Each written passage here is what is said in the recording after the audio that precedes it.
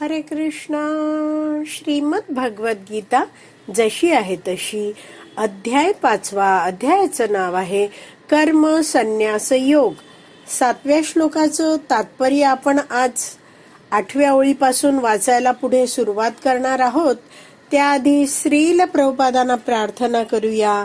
हे श्रील प्रभुपाद, आम्ही भगवद्गीता हा ग्रंथ वाचून समजून घेण्याचा प्रयत्न करीत आहोत. त्यासाठी आम्हाला आशीर्वाद द्या. धन्यवाद प्रभुपाद.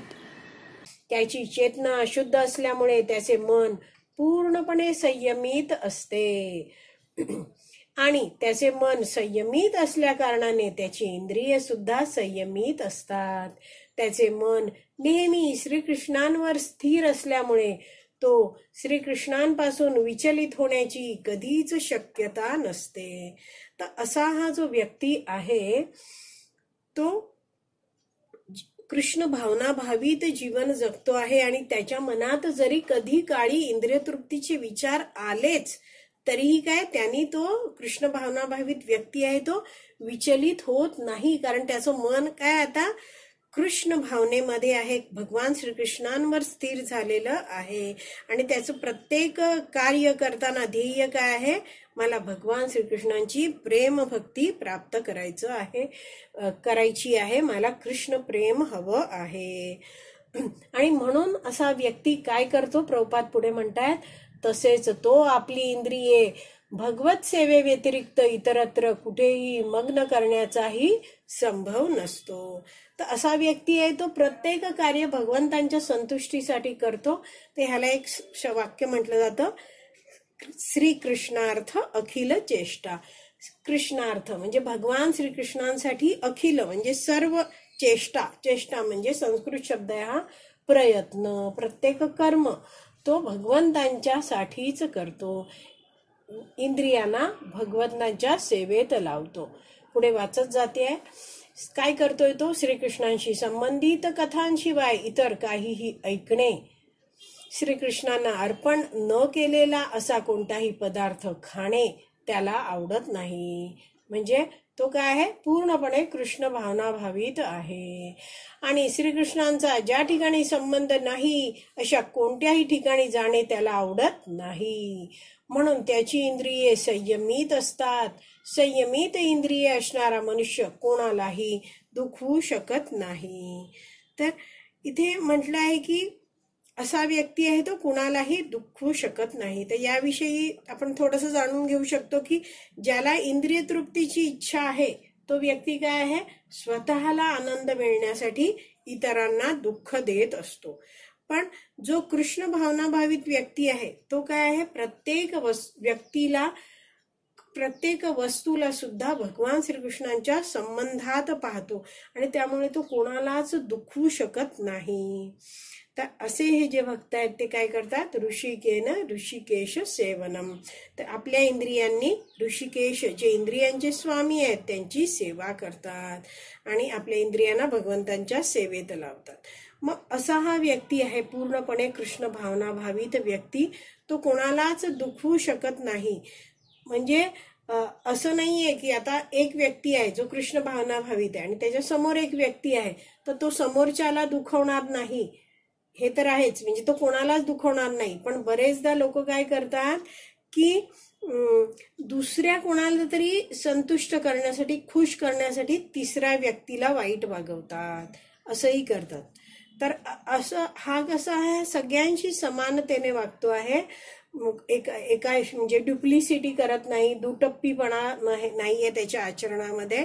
तो प्रत्येकाच्या कल्याणाचाच विचार करतो.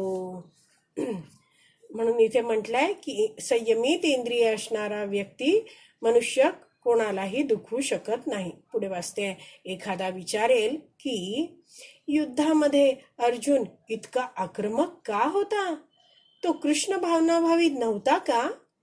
अर्जुन हा केवळ वरकरणी आक्रमक होता. तर कोणी जर असा प्रश्न विचारला अर्जुनाबद्दल की हो तुम्ही म्हणता की संयमित इंद्रिय आहेत वगैरे, कृष्ण भावना भावित आहे, असा मनुष्य दुखवू शकत नाहीत, तर मग अर्जुन कसा युद्धामध्ये आक्रमित नव्हता का? तर तो कृष्ण भावनामयच होता, मग कसं काय त्यांनी असं आक्रमण केलं? तर प्रभुपाद समजवतायत की अर्जुन हा वर करणी आक्रमक होता. म्हणजेच काय आहे ते आधी थोडं वाचून घेऊया आणि मग समजून घेऊया. दुसऱ्या अध्यायाच्या पूर्वीच वर्णिल्याप्रमाणे अर्जुन काय आहे, वरकरणी आक्रमक होता. का बरं? कारण आत्म्याचा कधीच वध होऊ शकत नसल्यामुळे युद्धभूमीवरील सर्व उपस्थित व्यक्ती शाश्वत काळासाठी स्वतंत्रच राहणार होते. म्हणून आध्यात्मिक दृष्ट्या कुरुक्षेत्रावरील युद्धभूमीमध्ये कोणाचाही वध झाला नव्हता, तर प्रत्यक्ष उपस्थित असलेल्या श्रीकृष्णांच्या आज्ञेनुसार केवळ त्यांची म्हणजे कोणाची, जे कोणी युद्धभूमीवर उपस्थित होते ते सर्वांची केवळ वस्त्रे बदलण्यात आली होती. हे नीटपणे जाणून घेऊया. एक तर कळलं, अर्जुन आहे तो वरकरणी आक्रमक आहे. का बरं आहे? कारण युद्ध काय असं गोड गोड बोलून होतं का? नाही, युद्ध हे त्वेषानेच करावं लागतं. म्हणजेच तो काय आहे, वरकरणी आक्रमक आहे.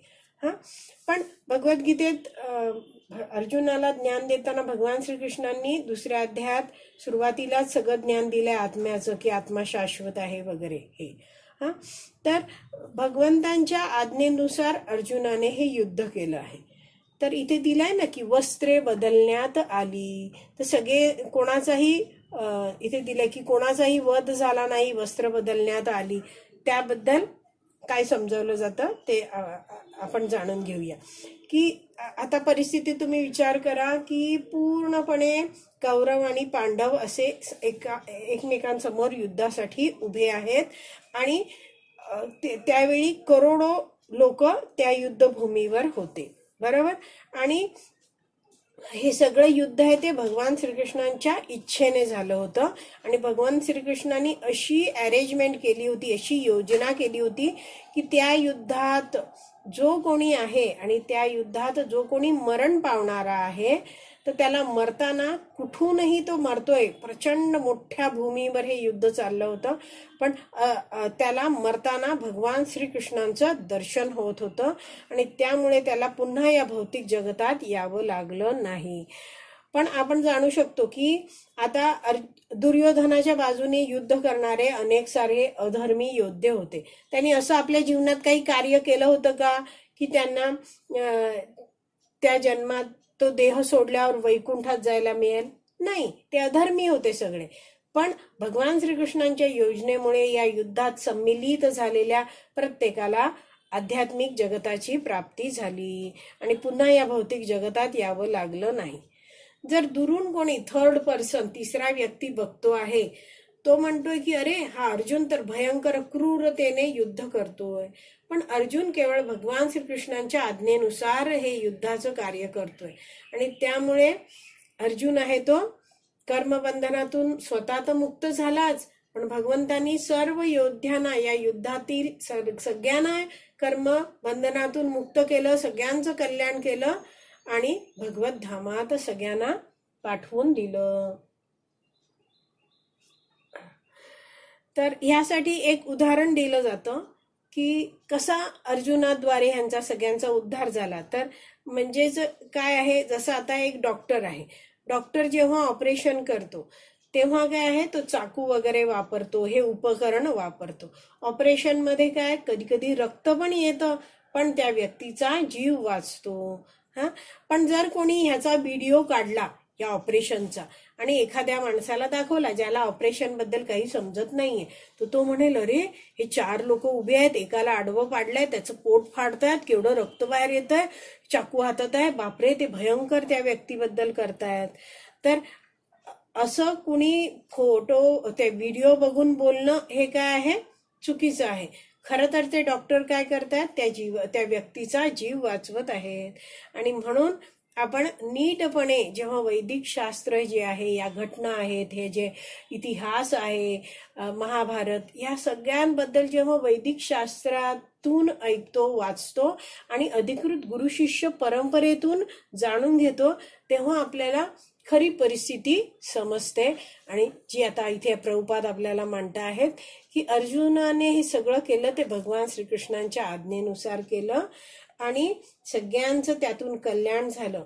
जशी अर्जुनाला आणखीन एक भीती होती, शंका होती युद्ध सुरू होण्याच्या आधी, त्याने पहिल्या अध्यायाच्या शेवटी ती व्यक्त पण केली होती की जर इतके सारे सगळे क्षत्रिय पुरुष मारले गेले तर त्यांच्या उरलेल्या ज्या स्त्रिया आहेत त्या सगळ्या विधवा होतील, त्यांचं रक्षण कोण करणार, त्यांची छोटी मुलं आहेत त्यांचं कोण रक्षण करणार, त्या स्त्रियांचं कोणीतरी बाकीचे लोक आहेत ते उपभोग घेतील, तर मग अनावश्यक अवांछित संतती उत्पन्न होतील, तर त्या संतती मुळे ह्या जगतामध्ये वर्णसंकर होईल आणि जे मरून गेले आहेत त्यांना उदक म्हणजे जे जल अर्पण क्रिया त्या होणार नाहीत, सर्व वर्ण व्यवस्था आहे ती खराब होऊन जाईल.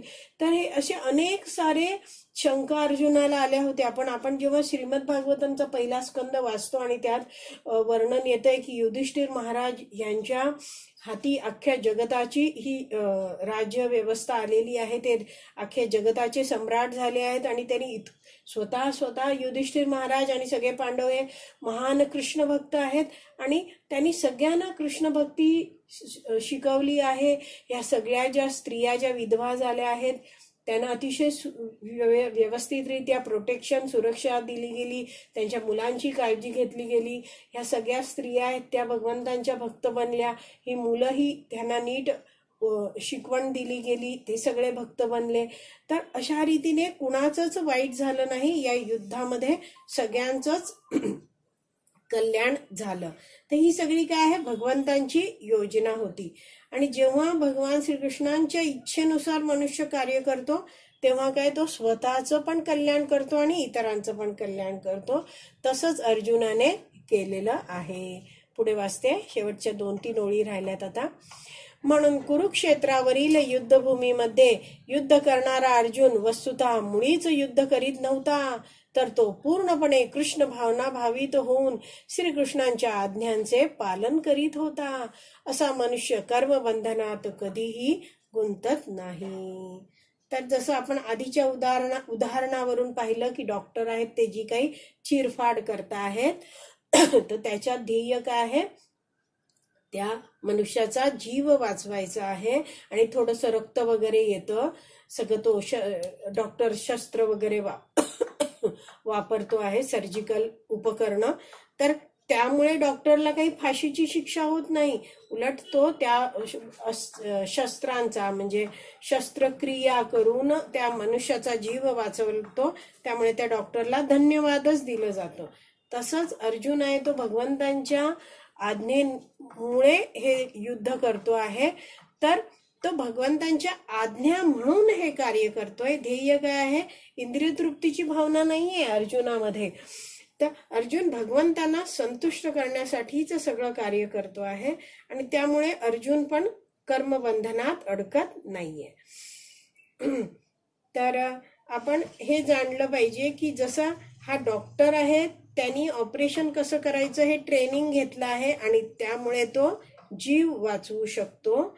तसंच हे जे भक्त आहेत ते वैष्णवांच्या संघामध्ये अधिकृत गुरु शिष्य परंपरेतून वैदिक शास्त्राचा अभ्यास करता आहेत, ट्रेनिंग घेत आहेत, कशी स्वतः भक्ती करायची, इतरांना कशी भक्ती करायची शिकवायचं.